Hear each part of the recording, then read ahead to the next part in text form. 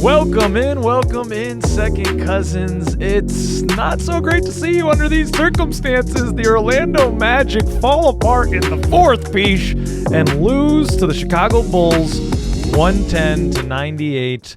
That's the story of it for me, man. The fourth quarter was just ugly, in particular for one Desmond Bane. Oh man, he dribbled the ball out of bounds. He tried to have a nice feed to Franz, got picked off, turned the ball over.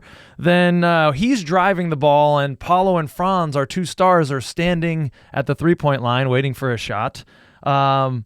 He gets called for a carry. I mean, there was a lot of missed Paulo shots. I'm not going to put it all on Desmond Bane, but man, it was tough to watch, man. And sadly, Pich, I watched this delayed. I'd watched some last night because of a Halloween party and some this morning. I tried, second cousins, not to see the score, but I did figure out that we lost, and I then saw the score. And going into the third quarter, into the fourth quarter, I'm like, shit, we score like 12 more points and they score like 30. And yeah, it didn't go well, Pich. They end up scoring 27. We got 18 in that fourth. Wasn't pretty. What was your big point, sir? Well, I'm glad that I'm here because your little opening rant about Bane and the end of the game and the fourth. This game was started to get out of hand in the second quarter. Okay. And it really in the second half, we were always chasing. It felt like we were down by 8 to 10 points most of the second half. I mean, we had one little run there, but it just wasn't, I don't know what, like Bane played smooth for the first half. I liked what I saw out of him. I mean, by the time some of those turnover plays are happening late in the game, one of them was debatable. This game was kind of already a little out of hand. I don't think I'm putting the blame on Bane, although I would have liked to seen some more scoring. I'll tell you what, this is the first full Magic game I watched from start to finish. My power went out, so I had to watch a little late, which is cool. I'm down doing that. Didn't have anything spoiled for me. Nice. But if I'd watched the Magic play last year, I would have felt like I'm just kind of watching the same thing here because I think 3 for 21 from 3-point range. I mean, or 3 for 24. Oh my God. I mean, that looks like the old Magic team. So I was a little confused. Luckily, the new jerseys helped me keep things in perspective. You realize you were in Groundhog Day, like a bad episode of Groundhog Day. Right. J.I.'s not playing. Yeah. Jalen Suggs not playing. It's like, okay, this is pretty much we're picking up where we left off last season or what? I don't know what's going on. I mean, I'll give my thoughts after the game, after we talk more about the game, where our team is going and what's going on. But like, it's just, it's interesting. I'm just confused. This Bulls lineup. I'm like, Trey Jones. Who the fuck is Trey Jones? We got the wrong Jones, dude. We got the wrong Jones. At the wrong Jones brothers.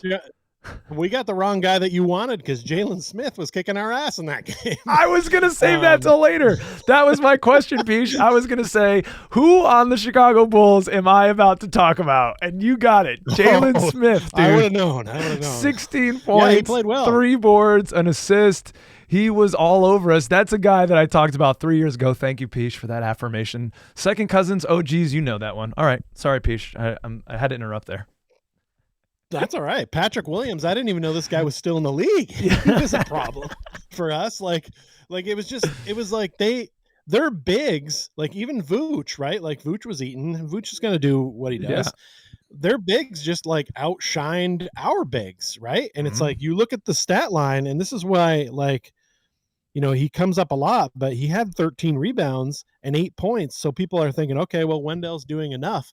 Yeah, but like if he's scoring 20 in 10, he's helping out more. Like he a lot of times isn't cutting to the basket. There was a couple turnovers where like a guy thinks he's going to go to the basket, and instead he's fading into the corner for a 3. It's like that's not what we need. We got outperformed by their big men with our big men. And I mean, Goga was there. He didn't do anything mind blowing. He looked a little lackluster at points tonight, if I'm being fair all the way around. Isaac got 5 minutes in this game.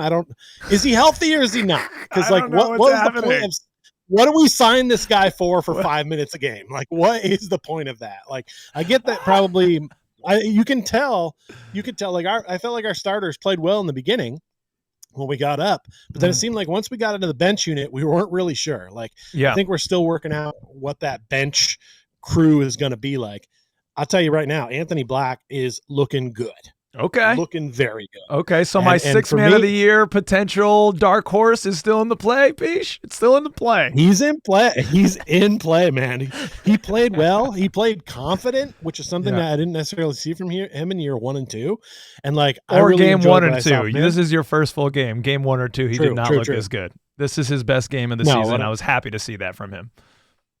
Yeah, and I thought I liked what I saw from Richardson in the limited minutes he got, and De Silva's looking good too.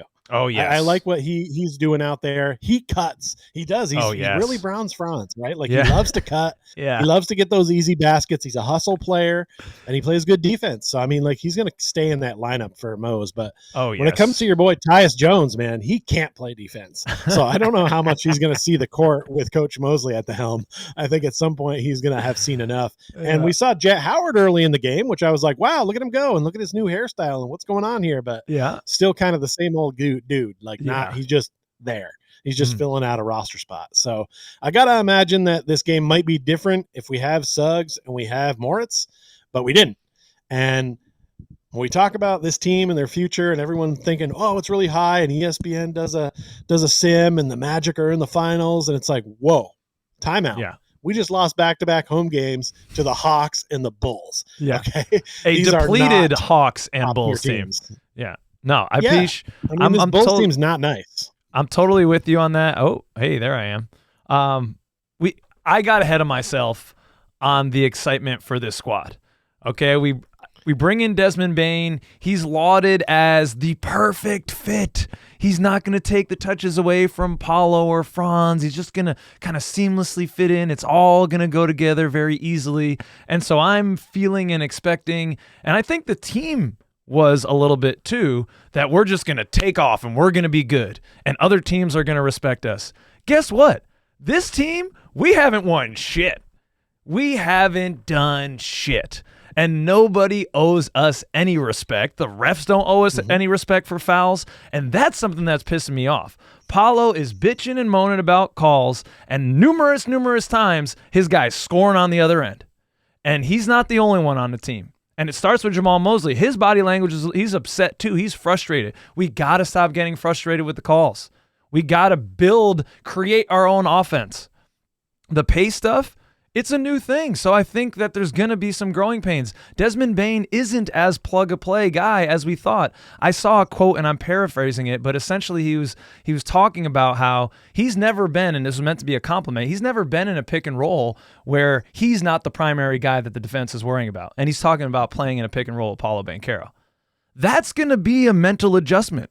Coming from being the alpha dog who the other team's always worried about to now just you're trying to fit in, actually. We actually have our two guys, Desmond. And so that's going to work itself out. And if we're really going to play fast, Pich, that's something completely different. And I think myself, primarily, I think I didn't understand maybe how much of a growing pain that could be. I think this is going to take some time.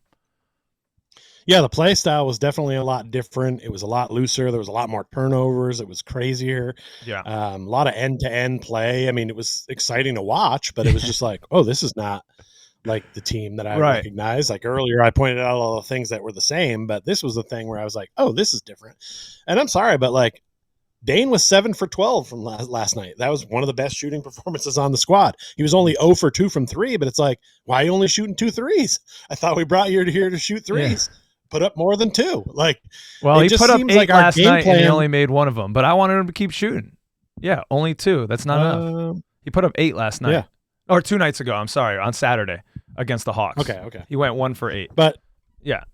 He needs that every night. I don't think our game our game plan isn't really set, I guess, maybe to 3-pointers because it seemed like it was an afterthought.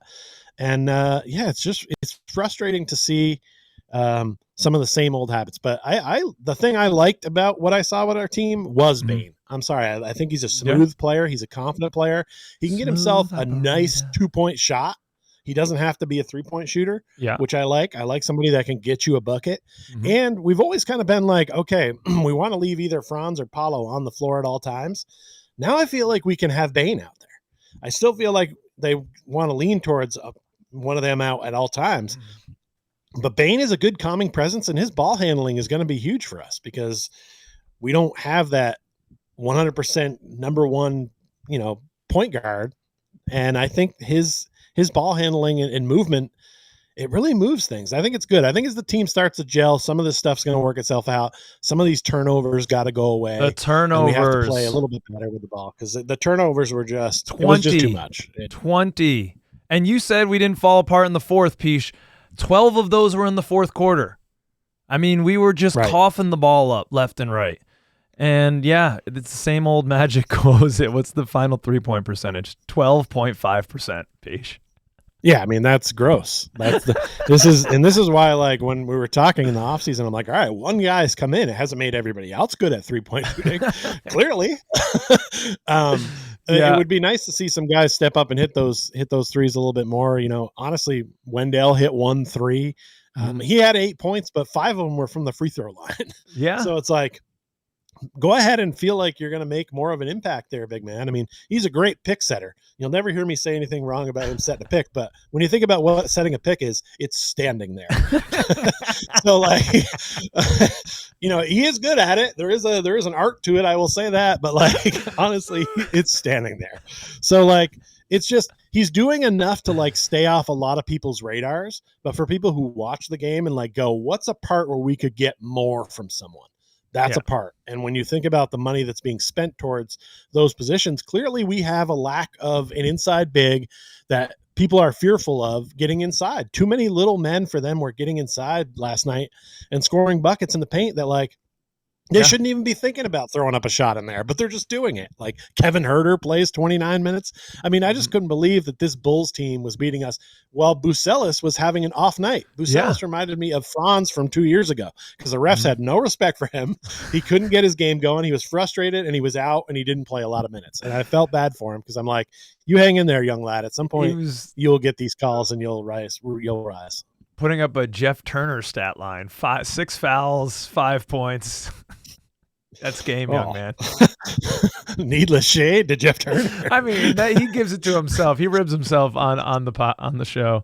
But yeah, someone was reminding me when we were talking. We did our over/unders, 50.5 as a preseason look, and that's going to go live probably later today or tomorrow. I pushed on the pace, Pich. I really focused on the pace, saying, hey, if they're really going to play this way and get this many more possessions, then that could be the difference in all these games, But Pich, someone reminded me in the comments, and I did not think of this. This is a great point. Pace goes two ways. If you're playing fast, if you're getting more shots, that means the other team's getting more shots. And it seems like against the Hawks and the Bulls, the other team has been better in transition, and we're trying to kind of learn this new skill. But I will give you your flowers, Pich. You you targeted this as, hey, let's not get ahead of our britches here, or I think our horse ahead of our something. You guys know that illusion that I'm going for. Yeah, don't put the cart in front of the horse. And you took the under on that. See, back in the day, there used to be horses, and they would pull carts, and that's where horsepower comes from. So I do want to give you your flowers on that. You ate it. You said caution. Let's slow down, folks. Yeah, I just think the expectations were way too high for this team in the beginning of the season. We got to see how this new thing gels. And like you said, that pace thing, man, like I don't think that's ultimately going to be what works for us. I think we're going to drop some of that pace stuff as the season continues because it doesn't seem like we have the players for that right now. I think maybe if Moritz and Jalen are out there, they're a little more lively. Franz likes it. A little more, but I just don't. It doesn't seem like there needs to be. It's not what our team's set up for because our team is set up on defense. Yeah. And so if you're going fast back and forth, now you're forcing can't set your odd defense. Man rushes. Yeah. And you can't set your defense. So that's working against one of our strengths. So you either have to change that mindset or move forward. But my energy saver is on now because my computer can't last more than 20 minutes. Well, that's fine, Pich, because we got a good show right here. We got about 15 minutes. I'm sure the cousins have been enjoying this. Hopefully we brought a little levity into back-to-back losses here for you second cousins. Let us know what your big takeaways are for this game, what your concern level is, and what you're thinking moving forward. Pich, man, it was good to be on here with you, brother. It's good to be on with you. Cowboys, Broncos today. Oh, Go Broncos. we may be cousins now, but we'll be enemies at 4 o'clock. Peace out, everybody. Thanks for coming. Fear the D.